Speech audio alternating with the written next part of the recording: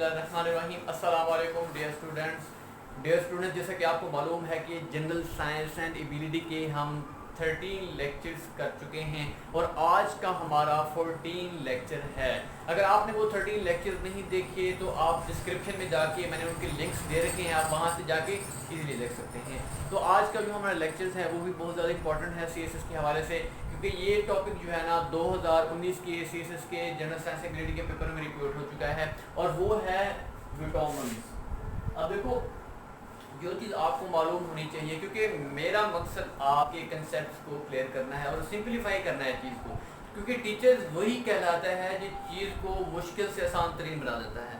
तो मेरे नज़दीक टीचर्स वही होता है जो चीज़ को आसान बना दे, जो चीज़ को आसान करके आपको रिप्रेजेंट करे, आपकी कंसेप्ट, आपकी जो माइंड की क्लैरिफिकेशन है उसको जो है ना उसको क्या करे, उसको इम्प्रूव करे। और देखें विटामिन्स, अब आपको मालूम हो या ना मालूम हो, हमारे जिस्म के अंदर, हमारी बॉडी के अंदर डिफरेंट केमिकल रिएक्शन वकूफ़ होते हैं। अब देखो, अब विटामिन्स और मिनरल्स जो होते हैं ना वो हमारे जिस्म के अंदर होने वाले जो केमिकल रिएक्शन है उनको ट्रिगर करते हैं। अब केमिकल रिएक्शन का क्या मकसद होता है, केमिकल रिएक्शन हमारी बॉडी के अंदर क्यों ज़रूरी है? अब केमिकल रिएक्शन जो होते हैं ना वो हमारी बॉडी की प्रॉपर फंक्शनिंग के लिए और हमारी अच्छी सेहत के लिए बहुत ज़्यादा हेल्पफुल होते हैं। अब ये होते हैं विटामिन और मिनरल्स जो हमारी बॉडी के लिए बहुत ज़्यादा ज़रूरी है। अब आपके दिमाग में या बहुत सारे जो स्टूडेंट्स होते हैं उनके दिमाग में मिसकंसेप्शन होती है।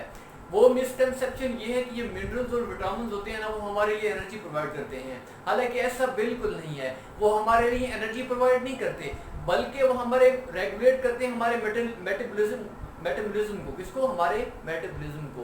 और क्या करते हैं, जो विटामिन्स होते हैं वो हमारी बॉडी के अंदर क्या करते हैं, हमारी बॉडी के अंदर मेटाबॉलिज्म को क्या करते हैं, एक्टिवेट करते हैं। और क्या करते हैं, एनर्जी की जो सप्लाई चेन होती है उसको क्या करते हैं, उसको वो सप्लाई को यकीनी बनाते हैं। क्या बनाते हैं, वो इंश्योर करते हैं कि जो हमारी एनर्जी की सप्लाई है वो किसके थ्रू होगी, वो इन्हीं विटामिन्स की थ्रू होगी। मतलब एक चैनल प्रोवाइड करते हैं, एक ट्रांसपोर्टेशन होती है थ्रू दीज विटामिन्स। तो अब हम देखते हैं vitamins and minerals are essential for triggering many chemical reaction for maintaining good health. अब देखो, गुड हेल्थ को मेंटेन करने के लिए और proper function of our body. अब देखो, आपको ये भी मालूम होना चाहिए कि कितनी टाइप्स होती हैं विटामिन्स की। विटामिन्स की 2 टाइप्स होती हैं, एक होती है फैट सॉल्युबल विटामिन, दूसरी होती है water soluble vitamin. Fat soluble vitamin जो होती हैं वो होती है A, D, E और K। और वाटर सॉल्युबल कौन सी होती हैं, वो होती हैं C और B कॉम्प्लेक्स। B कॉम्प्लेक्स में 8 आते हैं। कितने आते हैं? 8 आते हैं। 8 कौन कौन से हैं? B1, B2, B3, B5, B6, B7, B9 और B12। ये कहते हैं फैट सॉल्युबल और ये कहते हैं वाटर सॉल्युबल। अब हम डिस्कस करते हैं, जिस तरह क्वेश्चन हमसे पूछा गया था वैसे deficiency of vitamins causes different human diseases, some of which are given in the table. Choose correct type of vitamin. अब हमने हमें टेबल के अंदर जो है ना डिफरेंट डिजीज दी हुई हैं और डिफरेंट विटामिन दिए हैं। अगर उसके हमारे जिस्म के अंदर उन विटामिन की कमी हो जाए तो कौन कौन सी डिजीज क्या होंगी, वो स्प्रेड करेंगे। अब देखो, विटामिन ए, अगर विटामिन ए की हमारी बॉडी के अंदर कमी हो जाती है तो नाइट ब्लाइंडनेस, परमानेंट ब्लाइंडनेस हो जाती है। अगर हम इसको एक्सेसिव ले लेते हैं विटामिन ए को तो क्या होता है, बोन फ्रैक्चर आती है और बर्थ डिफेक्ट क्या होते हैं, वो पूरे होते हैं। अब आगे है vitamin D, D1, D3, rickets होती हैं। रिकेट्स मतलब बोन डिफॉर्मिटीज होती हैं। अब आगे है स्टियोमेलिकिया, ये भी क्या है, बोन हमारी जब सॉफ्ट हो जाती हैं तो ये भी एक बीमारी है जो किससे होती है, विटामिन डी की कमी की वजह से होती है। अगर हम विटामिन डी की एक्सेसिव अमाउंट ले लेते हैं तो क्या होता है, मेंटल रिटार्डेशन होती है। और विटामिन ई है, अब स्टेरिलिटी, ये भी एक डिजीज है, क्या होती है, ई की कमी की वजह से होती है। आगे है एनीमिया, ये भी इसी की कमी की वजह से होती है। डैमेज टू रेटिना, ये भी इसकी वजह। अगर हम इसकी एक्सेसिव अमाउंट ले जाते हैं तो भी हमारे लिए क्या है, ये टॉक्सिक है।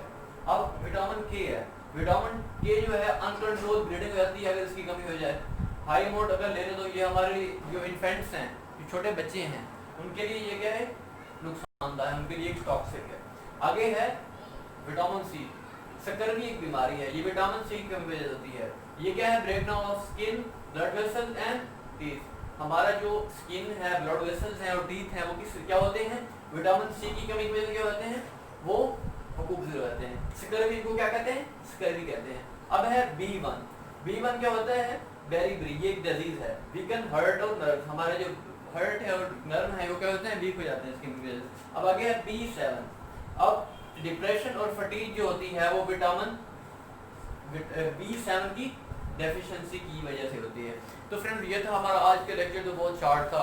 ये अहम भी है, ये MCQs के लिहाज से भी अहम है। आपने इसको तवज्जो के साथ, ध्यान के साथ इन चीज़ों को याद कर लेना है और इनकी प्रैक्टिस करनी है। तो एट दी एंड आपसे रिक्वेस्ट है कि अगर आप मेरे चैनल पर नए हैं तो आप मेरे चैनल को सब्सक्राइब कर दें और बेल आइकन के बटन को जरूर प्रेस कर दें। इसका फ़ायदा आपको ही होगा, और आपको फ़ायदा ये होगा कि आपको टाइमली जो नोटिफिकेशन है वो आपको मिलता रहेगा। और आप इसको लाइक करें और दोस्तों के साथ शेयर करें। Thank you.